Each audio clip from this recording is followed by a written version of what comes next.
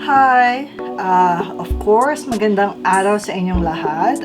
This is Noemi and I would like to share with you some food recipes na or sabihin na natin na pwede nating gamitin pang araw-araw with our use of essential oils. So for today, I would like to share a recipe of lemonade.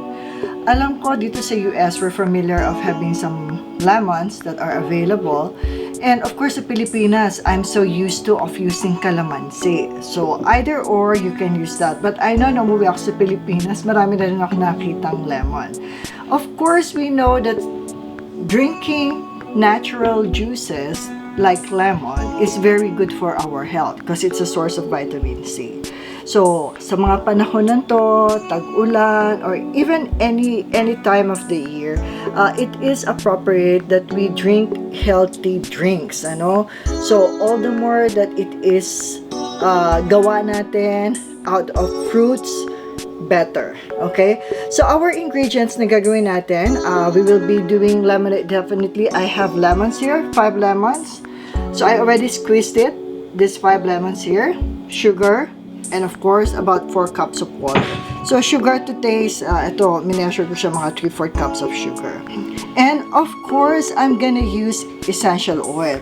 So, for this recipe, if you would like it to have a mint flavor, I would add up the spearmint or you would like the peppermint. Dito sa bahay, they also like the taste of green mandarin. So, you can either mix it together or one at a time that you want to try the taste. So, ang gagawin na natin for our 4 cups of water, okay? So, lagyan na natin yung ating lemon. Okay? That was squeezed, freshly squeezed lemon. Of course, naghiwa ako, no? For our garnishing. Okay? We have our lemon out there. And, of course, our sugar. Hindi ko ubusin. Pwede na.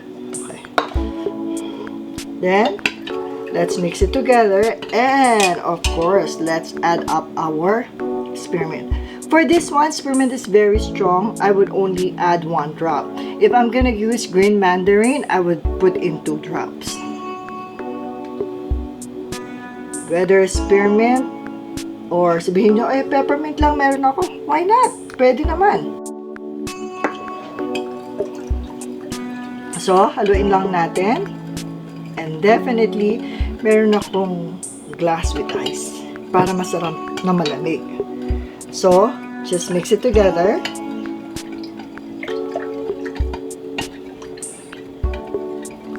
Ayan. So, melted na yung ating sugar. And, let's put it in our glass of water. Or a glass with ice. Okay. So, nilagay ko siya spearmint. Sobrang bango. Amoy pala. Gustong-gusto nyo na inumin. Okay? So refreshing. Would you like to try Spearmint Lemonade for our parties, especially during Christmas time? Okay? Or any parties that we have at home. Again, please subscribe to our YouTube channel, Mario Brizuela MD. Until next time.